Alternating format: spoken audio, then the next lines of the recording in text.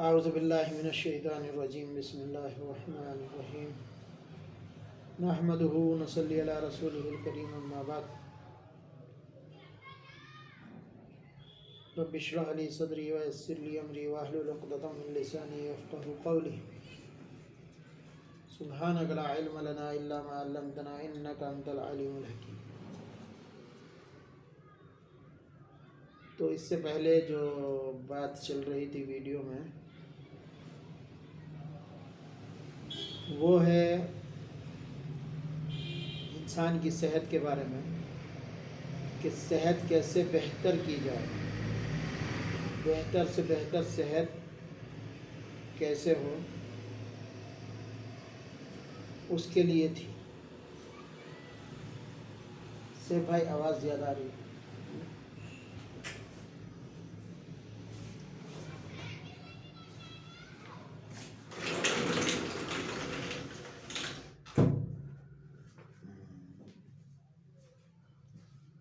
तो उसके लिए मैंने बतलाया था कि कुछ चीज़ें जैसे मछली खाने के लिए, दूध पीने के लिए, और दूसरी चीज़ें अब हमें जो है ग़िज़ाओं में vitamin A, vitamin B, vitamin C, सारी विटामिन की ज़रूरत पड़ती रहती है। तो उसके लिए जो है अच्छी ग़िज़ाएँ अगर हम खाएं, जो ख़ास तौर से हमें मछली, गोश्त, अंडा इन चीज़ों से मिलती, तो हमारी सेहत बेहतर से बेहतर होती चली जाएगी। और विटामिन में ए से लेके और जेड तक जितने विटामिन होते हैं उनमें ज़्यादातर विटामिन जो है वो ग़िज़ाओं से हासिल होते हैं, और ग़िज़ाओं में सबसे ज़्यादा हासिल होते हैं वो दूध से हासिल होते हैं।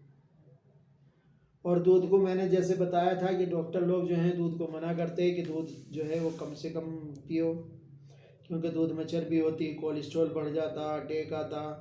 हालांकि ये बात बिल्कुल गलत है। दूध से अटैक नहीं आता अगर आप गरम गरम दूध पियोगे। अब बार बार कहने की ज़रूरत नहीं है कि दूध जो है अल्लाह तबारक व तआला ने गरम ही पैदा किया, और इंसान हो या जानवर के थनों से भी अल्लाह तबारक व तआला ने गरम ही दूध निकालते हैं। और वो गरम गरम दूध अगर पिया जाए तो आपको ना कोलेस्ट्रॉल होगा ना कुछ होगा। और इसी तरह से अगर दूध ठंडा हो गया तो उसको फिर गर्म करके और उसमें शक्कर तरी थोड़ी सी, यानी गुड़ की शक्कर जो है वो थोड़ी मिला ली जाए, तो फिर उससे बहुत ज़्यादा फ़ायदे होते। कोलेस्ट्रॉल भी नहीं होता, शुगर भी नहीं होता, बीपी भी नहीं होता, हार्ट भी नहीं आता, कैल्शियम भी कम नहीं होता, vitamin A, vitamin B, vitamin C, vitamin 12, कोई सा भी विटामिन कम नहीं होता, बल्कि ये विटामिन अपनी नॉर्मल हालत में रहते हैं और इंसान की सेहत जो है वो बेहतर से बेहतर होती है। इसके बाद जो है पांचवी चीज़ वो कैल्शियम है, फास्फोरस है। ये चीज़ें भी हमारे जिस्म के अंदर बहुत ज़्यादा ज़रूरी होती, और ये चीज़ें भी अक्सर दूध से मिलती।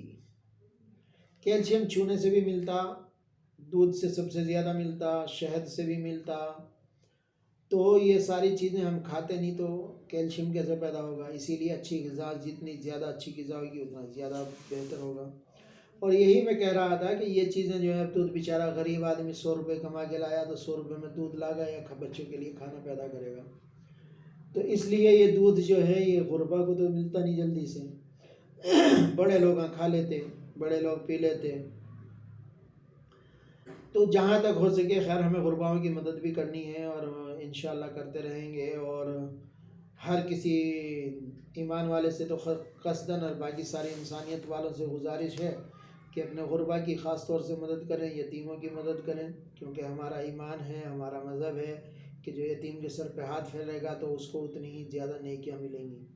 तो इस तरीके से उनकी मदद भी करते रहें और अपने पास से कुछ खिलाते पिलाते भी रहें और अपने पास से कुछ खर्च भी करते रहें।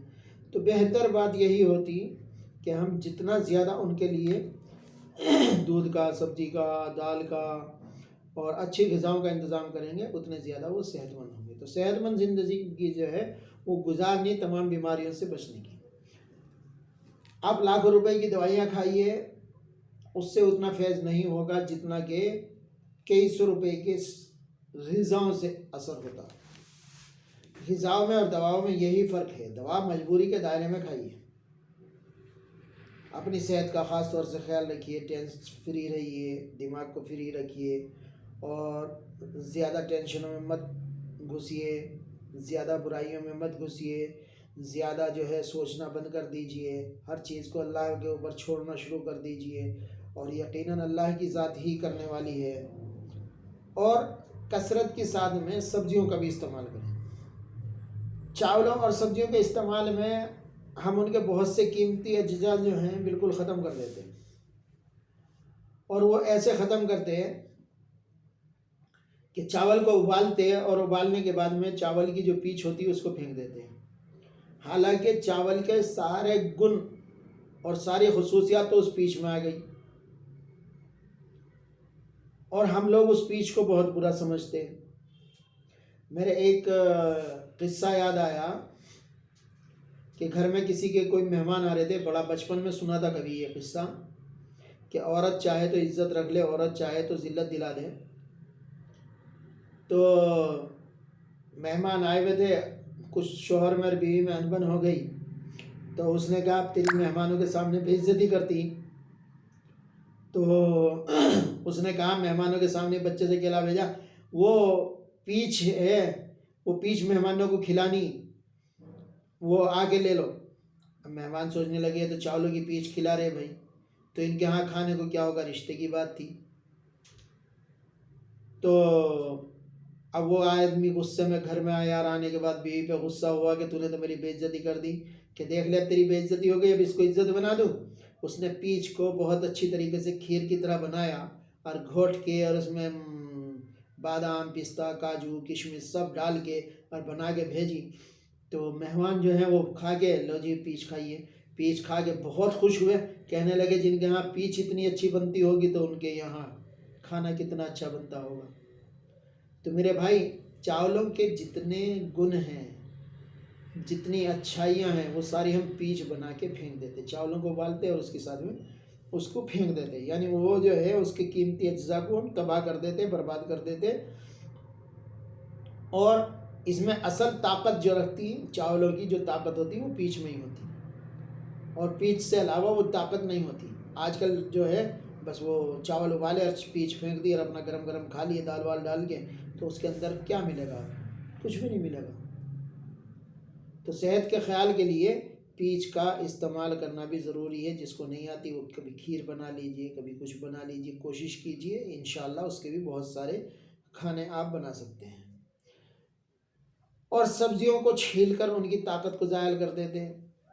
सब्जियां पहले धोइए और उसका जिनका बारीक छिलका होता है वो उतारिए। जैसे कद्दू का बारीक छिलका उतारिए। लंबा छिलका जो है आजकल उतार ले रहे हैं, वो सामान आ रहे हैं उतारने के, तो उनसे सीधे मारते तो वो पूरा छिलका उतर जाता, तो उसके विटामिन वहाँ चले जाते, तुरई के उसी तरह चले जाते, और करेले के उसी तरह चले जाते, गाजर के उसी तरह चले जाते।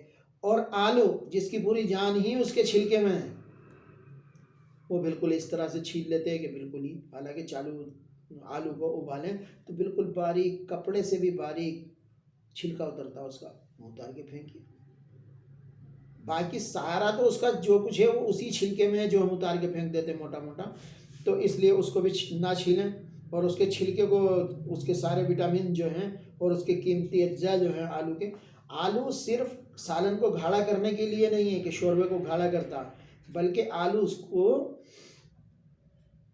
डॉक्टरी के में और अतिब्बा के नज़दीक भी आलू हार्ट आने को रोकता, यानी हार्ट अटैक अगर आता हो तो उसको रोकता, क्योंकि ये चिकनाई को अपने अंदर जो है जज्ब करता। और जब ये चिकनाई को जज्ब करता तो इससे बहुत सारी बीमारियों से बचता आदमी।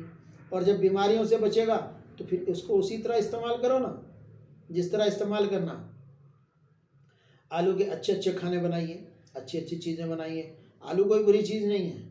अब हम लोग क्या करते हैं, आलू, गोभी, बैंगन, अरवी, इन चीज़ों को मना कर देते पेशेंट को खाने के लिए।